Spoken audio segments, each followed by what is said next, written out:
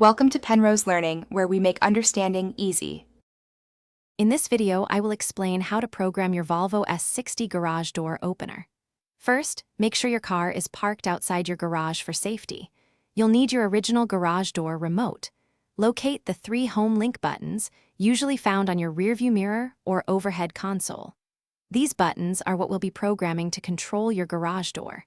This process is straightforward and will have you set up in just a few minutes. Before programming, we need to clear any existing codes from your home link system. Press and hold the 2 outer home link buttons at the same time. Watch the indicator light. It will flash slowly at first. Keep holding until it starts flashing rapidly, which usually takes about 20 seconds. Once it flashes rapidly, release the buttons. This confirms all previous garage door opener settings have been successfully erased. Now, let's program your garage door. Hold your original garage door remote 1 to 3 inches away from the home link button you want to program.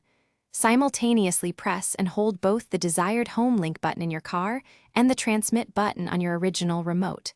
The indicator light will flash slowly, then rapidly. Once it flashes rapidly, release both buttons. This means the code has been learned.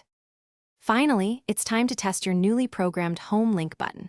Press the button you just programmed and observe your garage door. It should open or close.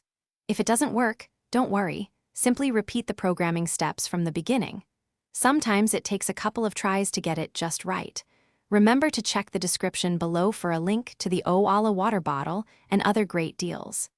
Enjoy the convenience of your integrated garage door opener. Thanks for watching. If this was helpful, leave a like and consider subscribing. See you next time.